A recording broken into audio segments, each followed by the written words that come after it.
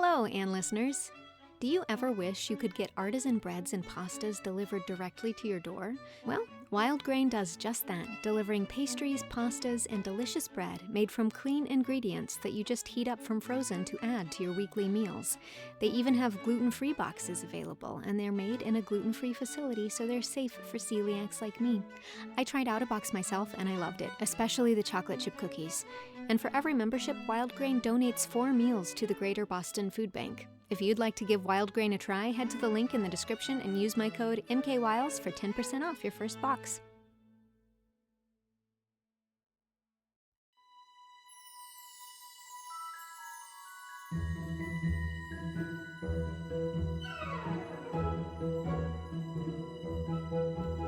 Anne of the Island, Chapter 39. Deals with Weddings. Anne felt that life partook of the nature of an anticlimax during the first few weeks after her return to Green Gables. She missed the merry comradeship of Patty's place. She had dreamed some brilliant dreams during the past winter, and now they lay in the dust around her. In her present mood of self-disgust, she could not immediately begin dreaming again. And she discovered that, while solitude with dreams is glorious, solitude without them has few charms. She had not seen Roy again after their painful parting in the park pavilion, but Dorothy came to see her before she left Kingsport. "I'm awfully sorry you won't marry Roy," she said. "I did want you for a sister, but you are quite right. He would bore you to death. I love him, and he is a dear, sweet boy, but really he isn't a bit interesting. He looks as if he ought to be, but he isn't." "This won't spoil our friendship, will it, Dorothy?" Anne had asked her wistfully. "No, indeed. You're too good to lose. If I can't have you for a sister, I mean to keep you as a chum anyway. And don't fret over Roy. He is feeling terribly just now. I have to listen to his outpourings every day. But he'll get over it. He always does." "Oh, always," said Anne with a slight change of voice. "So he has got over it before?" "Dear me, yes," said Dorothy frankly. "Twice before, and he raved to me just the same both times. Not that the others actually refused him. They simply announced their engagements to someone else. Of course, when he met you, he vowed to me that he had never really loved before, that the previous affairs had been merely boyish fancies. But I don't think you need worry." Anne decided not to worry. Her feelings were a mixture of relief and resentment. Roy had certainly told her she was the only one he had ever loved. No doubt he believed it, but it was a comfort to feel that she had not, in all likelihood, ruined his life. There were other goddesses, and Roy, according to Dorothy, must needs be worshipping at some shrine. Nevertheless, life was stripped of several more illusions, and Anne began to think drearily that it seemed rather bare. She came down from the porch gable on the evening of her return with a sorrowful face. "What has happened to the old Snow Queen, Marilla?" "Oh, I knew you'd feel bad over that," said Marilla. "I felt bad myself. That tree was there ever since I was a young girl. It blew down in the big gale we had in March. It was rotten at the core." "I'll miss it so," grieved Anne. "The porch gable doesn't seem the same room without it. I'll never look from its window again without a sense of loss. And oh, I never came home to Green Gables before that Diana wasn't here to welcome me." "Diana has something else to think of just now," said Mrs. Lynde significantly. "Well, tell me all the Avonlea news," said Anne, sitting down on the porch steps where the evening sunshine fell over her hair in a fine golden rain. "There isn't much news except what we've wrote you," said Mrs. Lynde. "I suppose you haven't heard that Simon Fletcher broke his leg last week. It's a great thing for his family. They're getting 100 things done that they've always wanted to do but couldn't, as long as he was about, the old crank." "He came of an aggravating family," remarked Marilla. "Aggravating? Well, rather. His mother used to get up in prayer meeting and tell all her children's shortcomings and ask prayers for them. Of course it made them mad, and worse than ever." "You haven't told Anne the news about Jane," suggested Marilla. "Oh, Jane," sniffed Mrs. Lynde. "Well, she conceded grudgingly. Jane Andrews is home from the West, came last week, and she's going to be married to a Winnipeg millionaire. You may be sure Mrs. Harmon lost no time in telling it far and wide." "Dear old Jane," I'm so glad, said Anne heartily. She deserves the good things of life. Oh, I ain't saying anything against Jane. She's a nice enough girl, but she isn't in the millionaire class. And you'll find there's not much to recommend that man but his money. That's what. Mrs. Harmon says he's an Englishman who has made his money in mines, but I believe he'll turn out to be a Yankee. He certainly must have money, for he just showered Jane with jewelry. Her engagement ring is a diamond cluster so big that it looks like a plaster on Jane's fat paw. Mrs. Lynde could not keep some bitterness out of her tone. Here was Jane Andrews, that plain little plodder, engaged to a millionaire, while Anne, it seemed, was not yet bespoken by anyone, rich or poor, and Mrs. Harmon Andrews did brag insufferably. What has Gilbert Blythe been doing to himself at college?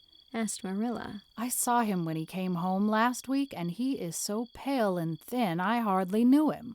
He studied very hard last winter, said Anne.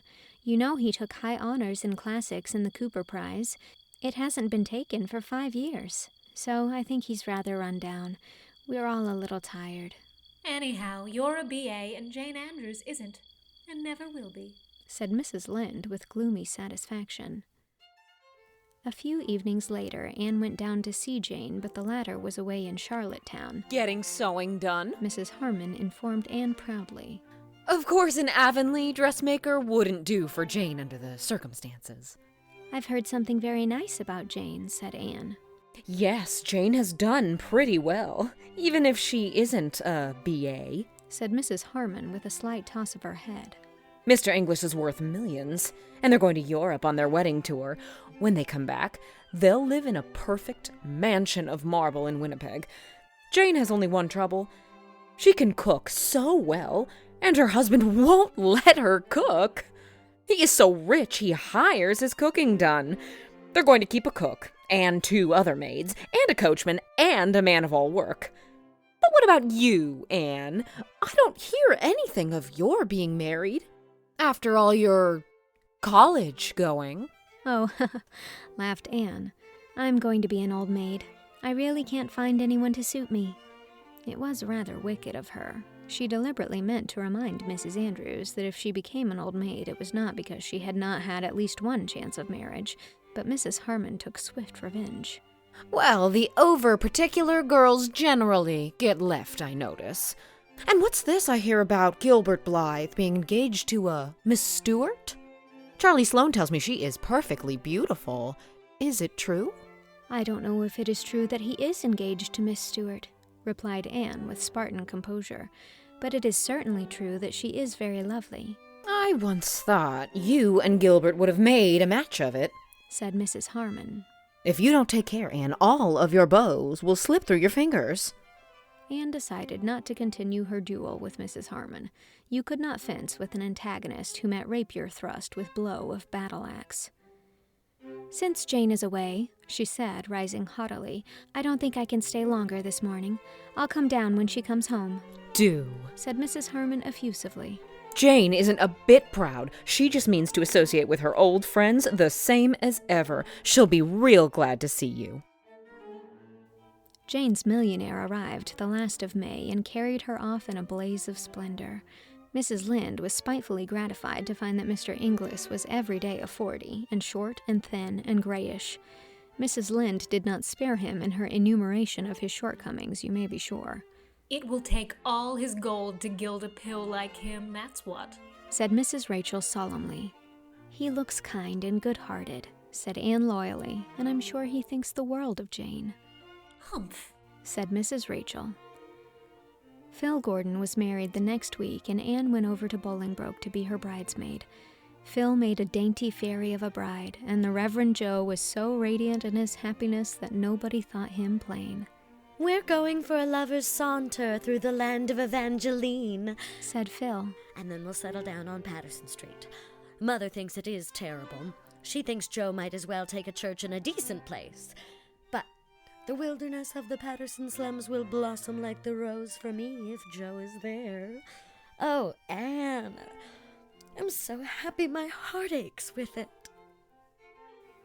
Anne was always glad in the happiness of her friends, but it is sometimes a little lonely to be surrounded everywhere by a happiness that is not your own. And it was just the same when she went back to Avonlea. This time it was Diana who was bathed in the wonderful glory that comes to a woman when her firstborn is laid beside her.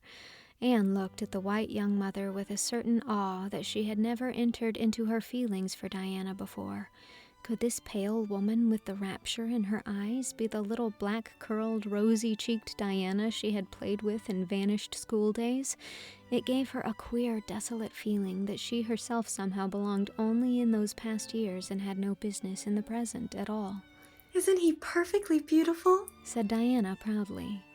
The little fat fellow was absurdly like Fred, just as round, just as red. Anne really could not say conscientiously that she thought him beautiful, but she vowed sincerely that he was sweet and kissable and altogether delightful. "Before he came, I wanted a girl, so that I could call her Anne," said Diana. "But now that little Fred is here, I wouldn't exchange him for a million girls. He just couldn't have been anything but his own precious self." "Every little baby is the sweetest and the best," quoted Mrs. Allen gaily. "If little Anne had come, you'd have felt just the same about her." Mrs. Allen was visiting in Avonlea for the first time since leaving it. She was as gay and sweet and sympathetic as ever. Her old girlfriends had welcomed her back rapturously. The reigning minister's wife was an estimable lady, but she was not exactly a kindred spirit. "I can hardly wait till he gets old enough to talk," sighed Diana. "I just long to hear him say mother. And oh, I'm determined that his first memory of me shall be a nice one. The first memory I have of my mother is of her slapping me for something I had done. I'm sure I deserved it. And Mother was always a good mother, and I love her dearly. But I do wish my first memory of her was nicer." "I have just one memory of my mother, and it is the sweetest of all my memories," said Mrs. Allen. "I was 5 years old, and I had been allowed to go to school one day with my 2 older sisters. When school came out, my sisters went home in different groups, each supposing I was with the other. Instead, I had run off with a little girl I had played with at recess. We went to her home, which was near the school, and began making mud pies. We were having a glorious time when my older sister arrived, breathless and angry. "You naughty girl," she cried, snatching my reluctant hand and dragging me along with her. "Come home this minute. Oh, you're going to catch it. Mother is awful cross. She's going to give you a good whipping." I had never been whipped. Dread and terror filled my poor little heart. I had never been so miserable in my life as I was on that walk home. I had not meant to be naughty. Femi Cameron had asked me to go home with her, and I had not known it was wrong to go. And now I was to be whipped for it. When we got home, my sister dragged me into the kitchen where my mother was sitting by the fire in the twilight. My poor wee legs were trembling so that I could hardly stand. And Mother just took me up in her arms. Without one word of rebuke or harshness, kissed me and held me close to her heart. "I was so frightened you were lost, darling," she said tenderly. I could see the love shining in her eyes as she looked down on me. She never scolded or reproached me for what I had done, only told me I must never go away again without asking permission. She died very soon afterward. That is the only memory I have of her. Isn't it a beautiful one? Anne felt lonelier than ever as she walked home, going by way of the birch path in Willowmere. She had not walked that way for many moons. It was a darkly purple, bloomy night. The air was heavy with blossom fragrance, almost too heavy. The cloyed senses recoiled from it as from an overfull cup. The birches of the path had grown from the fairy saplings of old to big trees. Everything had changed. Anne felt that she would be glad when the summer was over and she was away at work again. Perhaps life would not seem so empty then. "I've tried the world, it wears no more the coloring of romance it wore," sighed Anne, and was straightway much comforted by the romance in the idea of the world being denuded of romance.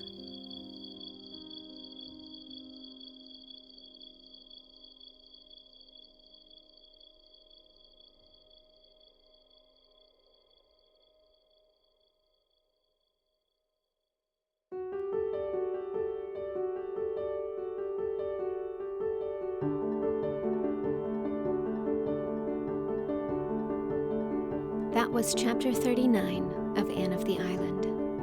Dorothy Gardner was read by Jenny D. Marilla Cuthbert was read by Whitney Avalon. Mrs. Rachel Lind was read by Jaime Lynn Beatty. Mrs. Harmon Andrews was read by Natalie Storrs. Philippa Gordon was read by Janet Krupin. Diana Barry was read by Sarah Grace Hart. Mrs. Allen was read by Lauren Lopez. And Anne Shirley was read by me, Mary Kate Wiles. It is also recorded and edited by me. Special thanks to patrons Rachel Belinsky, Larissa Jones, Katie, Deborah Shapiro, and Phoebe Shaylor. Executive produced by Allie Bertz Brown, Warren Day, Jane Leach, Lisel Perrine, and Justin Waterman. Support this project on Patreon at patreon.com/mkwiles to get access to the entire book, early episodes, ad-free episodes, and more. Thank you very much for your support. Chapter 40 will be coming next week.